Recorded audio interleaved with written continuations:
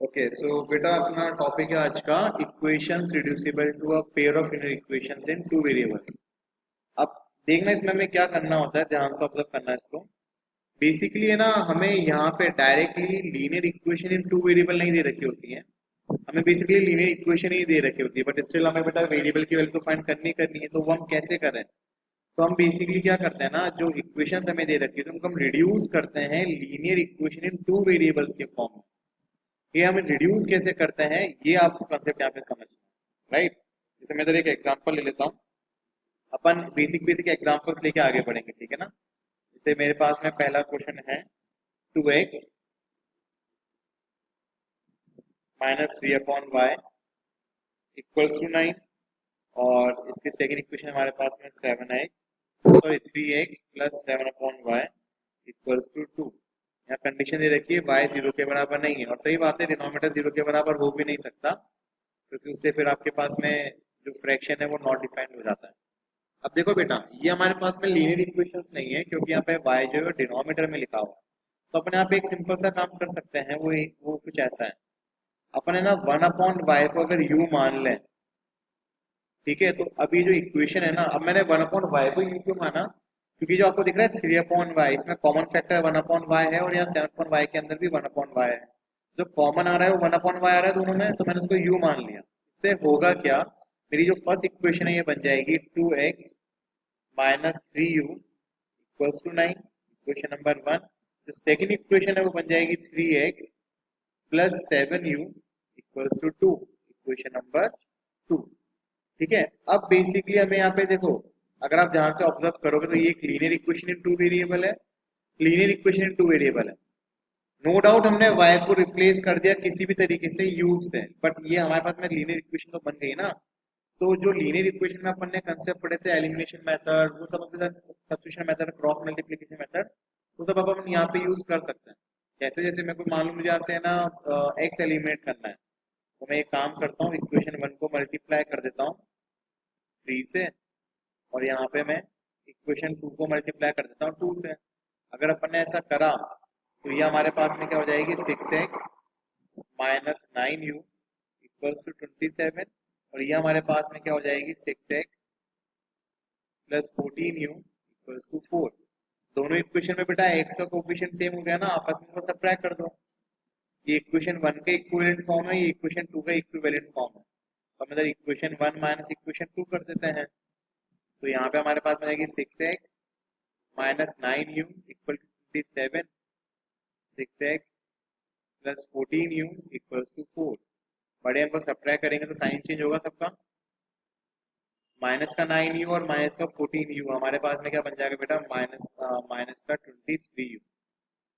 और 27 में से अगर 4 माइनस करो तो कितना बचेगा, 23 बचेगा। u मेरे पास में हो जाएगा 23 अपॉन माइनस 23, मतलब u हमारे पास में हो जाएगा माइनस का 1। राइट। अब u मेरे पास में माइनस का 1 आ गया, अपन x फाइंड कर लेते हैं। किसी भी इक्वेशन में पुट कर देना 1 या 2 के अंदर, जो भी आपको अच्छा लगे।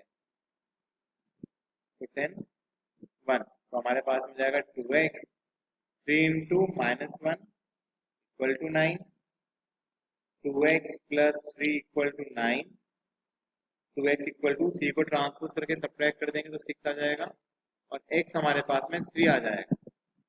अब देखो हमको x पता पड़ गया, लेकिन जो मेरी ओरिजिनल इक्वेशन थी उसमें तो मेरे पास y दे रखा था ना, मेरे को y भी तो फाइंड करना है। बट मेरे पास u आया है, अब मैं देखना बेटा y फाइंड करूंगा। हम लोग y कैसे फाइंड करेंगे, इसको ध्यान से देखना।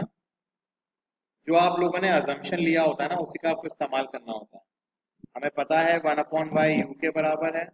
u हमारे पास में कितना आया, माइनस का 1 निकल के आया है।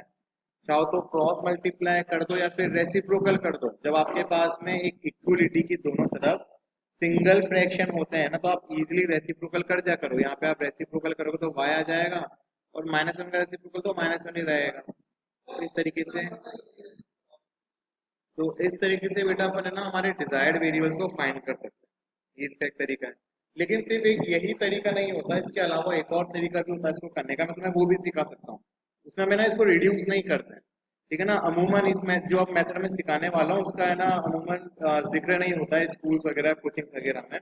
बट स्टिल हमारा जो बेटा मोटिव होता है, जो आपको चैप्टर शुरू करने से पहले सिखाया जाता है, वो होता है वेरिएबल्स की वैल्यू फाइंड करना। ये हमारा मेन एम है। उन वैल्यूज को फाइंड करने के लिए बेसिकली हम लोग अलग अलग तरीके के मेथड्स पढ़ते हैं।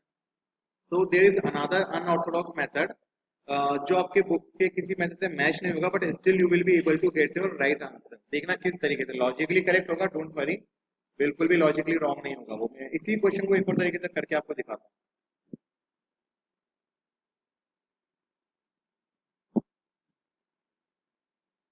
अब हमारे पास में क्वेश्चन था 2x minus 3/y equals to 9, and दूसरा इक्वेशन है हमारे पास में 3x plus 7/y equals to 2। Right, अब देखो हमें बेटा ये चीज अच्छे से पता है कि ना हमें वेरिएबल की वैल्यू फाइंड करनी है ना। चलो हमें ना कुछ भी सब्स्टिट्यूट करते ही नहीं है, हमारा काम है वेरिएबल को एक एलिमिनेशन में हमारा काम है एक वेरिएबल को हटाना। मान लो मैं x हटाना चाहता हूँ, तो ठीक है, मैं डायरेक्टली बेटा ये मेरी इक्वेशन नंबर 1 है, मेरी इक्वेशन नंबर 2 है, तो मैं डायरेक्टली क्या करता हूँ ना, इक्वेशन 1 को 3 से मल्टीप्लाई कर देता हूँ, और यहाँ पे इस इक्वेशन 2 को मैं 2 से मल्टीप्लाई करता हूँ। इससे क्या होगा ऑब्जर्व करना, जब आप इक्वेशन 1 को 3 से मल्टीप्लाई करोगे तो 3 इंटू 2 हमारे पास यहाँ पे आ जाएगा 6x माइनस का 9/y इक्वल टू 27। यहाँ पे जब आप 2 से मल्टीप्लाई करो तो आपके पास में आएगा 6x plus 14/y equal to 4। हमें तो x रिमूव करना है ना, तो एक काम करो, इक्वेशन 1 में से इक्वेशन 2 को सब्ट्रैक्ट कर दो।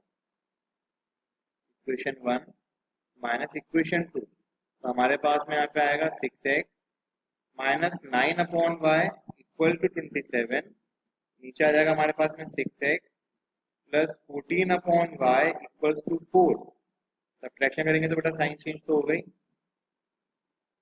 कट गया। अब देखो बेटा हमें अच्छे से पता है कि है ना माइनस का 9/y यहाँ पे दे रखा है, माइनस का 14/y, बेटा है तो लाइक टर्म्स ना एकदम, डायरेक्टली माइनस का 23/y भी तो बन सकता है, दिक्कत कहाँ आ रही है भाई। हमें हमें ये चीज पता होती है ना, जैसे अगर हम यहाँ पे कुछ ऐसा लिख देते हैं 2/a प्लस 3 है। हमने क्या कंसेप्ट पढ़ा होता है एडिशन का फ्रैक्शन में, कि अगर डिनोमिनेटर सेम है तो न्यूमरेटर्स ऐड हो जाते हैं। बेटा डिनोमिनेटर सेम दिखाई दे रहा है मुझे दोनों का, y और y, तो न्यूमरेटर भी ऐड हो सकते हैं। तो जो कंसेप्ट हमने 11th क्लास में पढ़ा है वो गलत नहीं है, वो यहाँ पे भी एप्लीकेबल है। तो this will become minus 23/y equals to 23, and यहाँ से हमारे पास में बेटा क्या हो जाएगा 1/y इक्वल टू 23 माइनस का 23, कैंसिल आउट हो गया। 1/y कितना आ जाएगा -1, अगेन रेसिप्रोकल कर दो, y कितना आ जाएगा -1। और प्रीवियस केस में भी y हमारे पास में -1 ही आया था, कुछ और नहीं आया था। इस y की वैल्यू को किसी भी इक्वेशन में पुट कर दो, आपका आंसर x में भी आ जाएगा, कोई दिक्कत नहीं आएगी।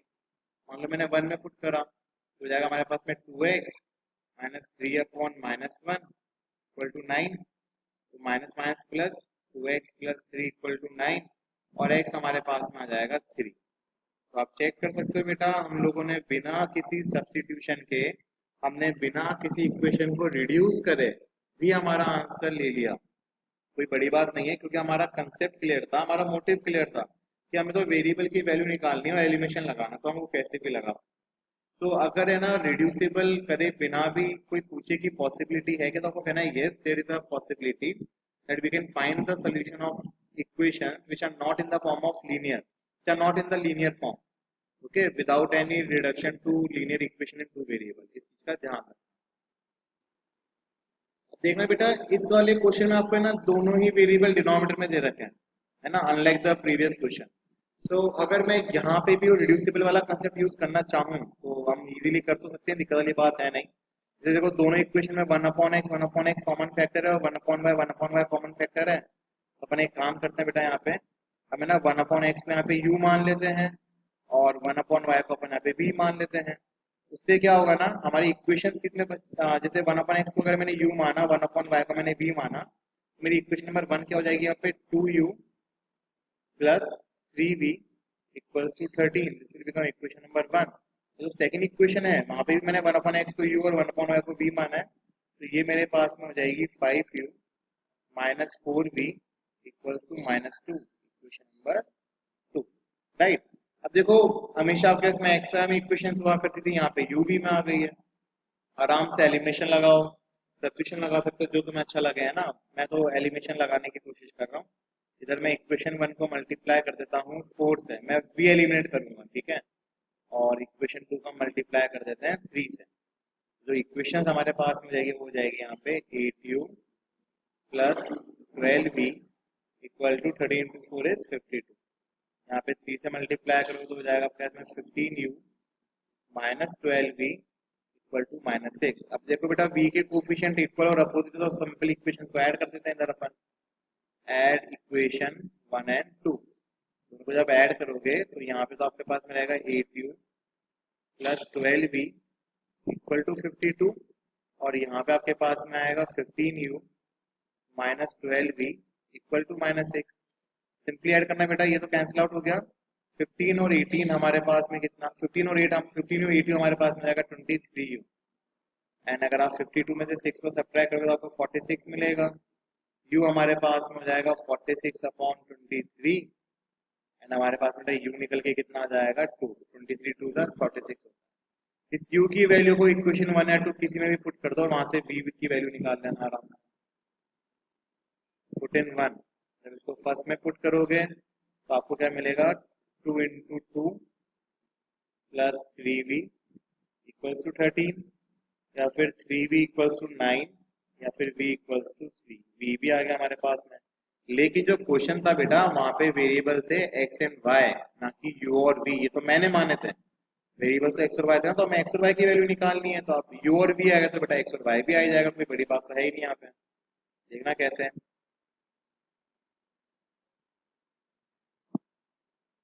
अगर हम ध्यान से ऑब्जर्व करें तो हमारे हमने बेटा 1/x को क्या माना था, u के बराबर माना था। अगर 1/x हमने u माना था तो 1/x हमारे पास में 2 हो जाएगा। इसको बेटा रेसिप्रोकल कर देना, रेसिप्रोकल करोगे तो x हमारे पास में कितना आ जाएगा 1/2। क्लियर है। इसके अलावा हम लोगों ने 1/y को b के बराबर माना था, एंड यहाँ से हमारे पास में 1/y आ जाएगा 3 के बराबर। रेसिप्रोकल कर देना बेटा तो y हमारे पास में किसके बराबर आ जाएगा 1/3 के बराबर। तो इस तरीके से आप इक्वेशंस को रिड्यूस करके x और y की वैल्यूज निकाल सकते हो। लेकिन इसी क्वेश्चन को हम लोग बेटा, मैंने जो आपको एक अनऑर्थोडॉक्स मेथड बताया ना जहाँ पे हमें रिड्यूस नहीं करना होता, बिना रिड्यूस करे भी कोई पॉसिबिलिटी है क्या, तो बिल्कुल है। बिना रिड्यूस करे भी हमारे पास में एक तरीका है जिससे हम लोग ये फाइंड कर सकते हैं, जिससे हम लोग इन वेरिएबल्स की वैल्यू फाइंड कर सकते हैं। इसमें भी वो चीज एप्लीकेबल है, एक बार ध्यान से ऑब्जर्व करना। ये थोड़ा कम डिस्कस करा जाता है बच्चों के साथ में, I don't know why, but करना चाहिए क्योंकि इससे दिमाग खुल जाता है हमारा थोड़ा ज्यादा। सेम क्वेश्चन अपन दोबारा लेंगे, ठीक है।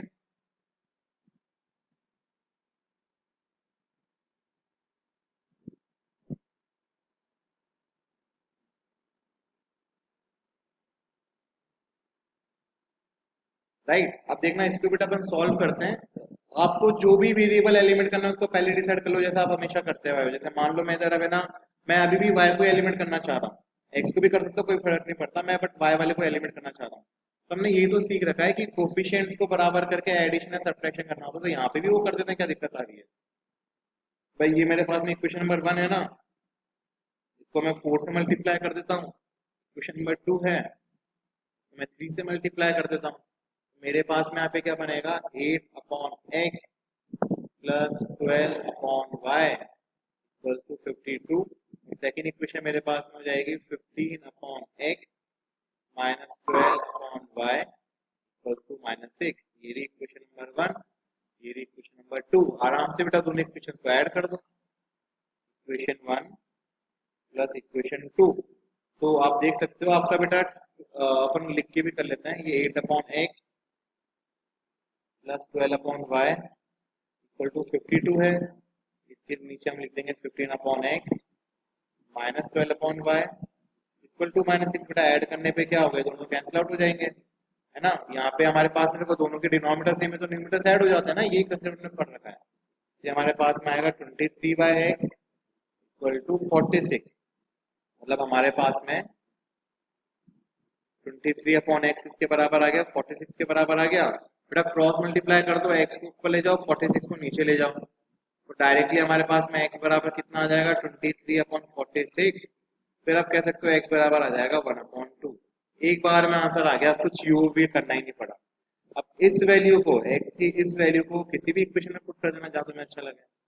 मैं फर्स्ट इक्वेशन में पुट कर देता हूँ, पुट इन 1, हमारे पास मिल जाएगा 2/1/2 प्लस 3/y इक्वल्स टू 13। बेटा ये 2 मल्टीप्लाई हो जाएगा ऊपर जाके, तो हमारे पास मिल जाएगा 4 प्लस 3/y इक्वल टू 13। 4 को ट्रांसपोज कर देंगे तो 3/y हमारे पास में 9 आ जाएगा। आगे बेटा क्रॉस मल्टीप्लाई कर देना, y को उधर ले जाना और 9 को नीचे ले आना, तो y बराबर हमारे पास में 1/3 आ जाएगा। तो आंसर तो बेटा देखो इस रिड्यूसिबल वाले तरीके से भी वही आया है जो हमारे पास में नॉन रिड्यूसिबल वाले तरीके से आया है। एंड यहाँ क्वेश्चन में ऐसा कुछ नहीं लिख रखा कि इसको रिड्यूस करके करना है, बस बोला गया solve the pure of equation, तो हमने कर दिया सॉल्व। तो ये एक तरीका होता है जो बहुत कम, पता नहीं बच्चों से क्यों डिस्कस किया जाता है, बट ये करना चाहिए क्योंकि इससे हमें पता पड़ता है कि हमें हमारे पास बाउंडेशन नहीं है, हमारे पास में और ज्यादा ऑप्शन है। ठीक है।